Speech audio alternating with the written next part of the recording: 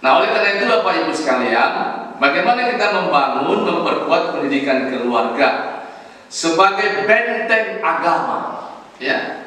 Jadi tadi keluarga itu adalah tiang utama untuk membangun masyarakat dan bangsa negara beriman bertakwa. Keluarga menjadi madrasah pertama untuk memberikan pendidikan yang Islam. Keluarga menjadi benteng utama bagi agama ini. Ya, jadi keluarga itu menjadi benteng utama bagi agama. Makanya bisa kita lihat Bapak Ibu, upaya merusak Islam ya lewat Ghazul Fikri yang saya katakan yang lalu itu juga paling utama lewat keluarga. Bagaimana keluarga dijauhkan dengan nilai Islam. Ya, bagaimana kehidupan di tengah keluarga itu tidak kehidupan yang Islami, ya, itu dijauhkan. Nah, kenapa tidak mendapatkan keluarga sebagai kehidupan yang Islami? Itu juga karena dari awal membangun rumah tangga antara laki-laki dan perempuan kadang-kadang tidak dijadikan agama sebagai dasar. Nah, ini kita orang tua Bapak Ibu sekalian yang nanti akan menikahkan anak-anak kita misalnya, bahwa kemudian sering sekali pernikahan itu tidak menjadikan agama sebagai dasar utama, sebagai faktor utama. Itu. Walaupun Nabi kan menyebutkan kalau memilih pasangan itu, memilih pasangan itu kan pertama dilihat dari cantiknya, kalau perempuan laki-laki gagahnya untuk menyenangkan hati. Iya.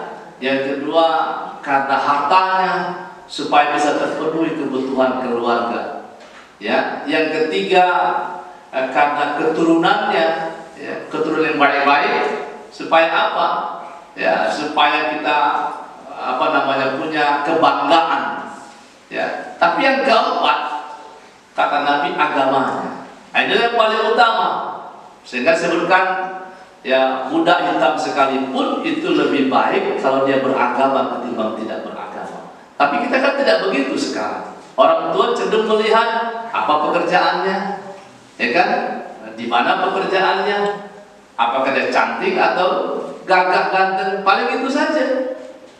Tapi agama sih tidak menjadi urusan nomor satu, Bapak Ibu sekalian. Nah, ini menjadi penyebab utama kenapa tadi keluarga tidak menjadi tiang utama, tidak menjadi madrasah pertama dalam membangun pendidikan, karena orang tuanya, kedua orang tuanya, suami istri, ayah ibu tidak memiliki pengetahuan, tidak memiliki kemampuan untuk membangun keluarga dengan nilai Islam. Kenapa? Karena dari awal membangun rumah tangga tidak menjadikan Islam sebagai dasarnya. Hanya faktor duniawi semata saja. Sehingga muncul istilah di kita itu nikah secara Islami, pesta secara Yahudi, hidup secara Nasrani. Itu kan ada istilahnya begitu, Bapak Ibu sekalian. Nikah secara Islami, ya akad nikah, memenuhi rukun nikah, pakai baca Quran, ada tausiah, ada bahkan marhaban lagi, ya kan? Tapi lihat walimahnya penuh dengan maksiat, misalnya begitu. Ya, musiknya, bayangkan musiknya. Kalau dulu terkenal musiknya Mak Lampir dulu. Ya. Kalau keyboard Mak Lampir dulu terkenal kan. Nah, sekarang mungkin sudah mulai hilang. Tapi juga kadang-kadang dinikmati juga, ya. Nah, itu. Jadi musiknya, apalagi situasi dalam walimah itu tidak memberi makan orang miskin.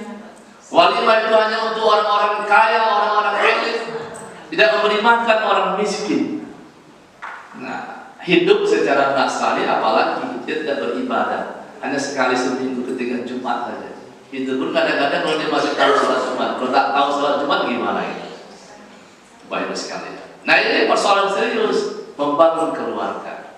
Nah, oleh karena itu Bapak Ibu, bagaimana sebenarnya fungsi keluarga di dalam Islam yang dipahami oleh Muhammadiyah?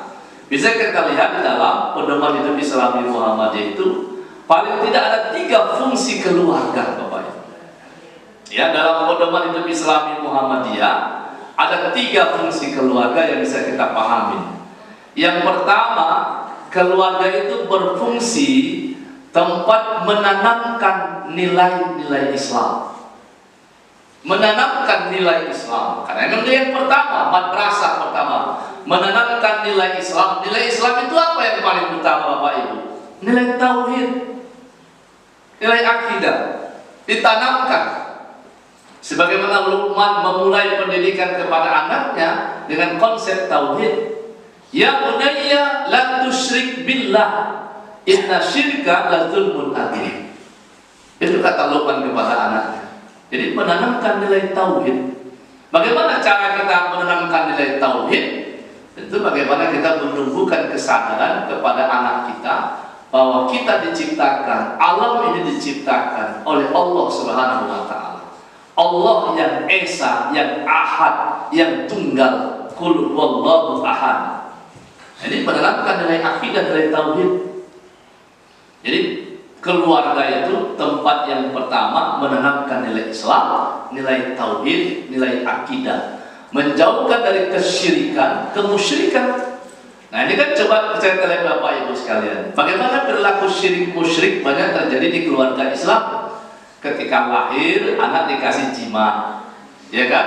Dikasih jimat, dikasih tangkal, kan begitu Bapak Ibu.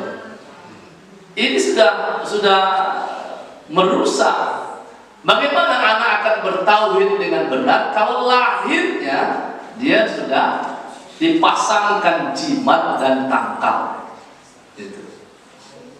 Nah, itu kan banyak macam-macam banyaknya kan. Ada yang di pergelangan kaki, ada yang di leher, ada yang di pinggang, di mana lagi? Macam-macam. Bahkan yang prihatin kita, si ibu yang hamil pun ketika hamil udah pakai jimat, udah pakai tangkal, ya kan? Apa gunting? Ya, gunting. Iya. Jadi itu sudah merusak.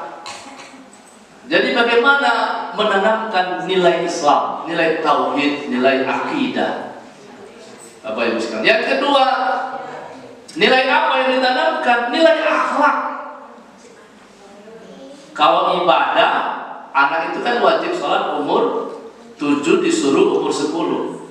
Tapi nilai akhlak, akhlak yang utama ditanamkan kepada anak. Bagaimana akhlak kalau dia dengan orang tua, akhlak dengan teman, akhlak kalau dia ada tamu orang tua yang datang. Ini kan sering sekali diabaikan. Ya kan? Kalau ada tamu datang, bagaimana anak itu? Pakaiannya di rumah terhadap tamu, gitu. Apalagi tamunya bukan muhrim.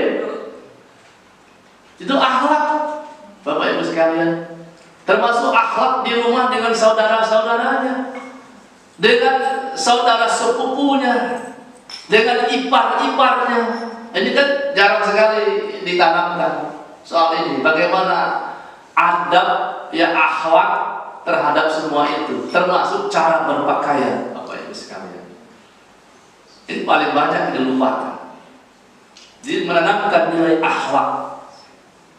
Ya, akhlak dengan orang tua, ya, dengan orang tua tentu ini yang paling utama. Aku kuwalidain, berbakti kepada orang tua. Nah, bagaimana kadang-kadang anak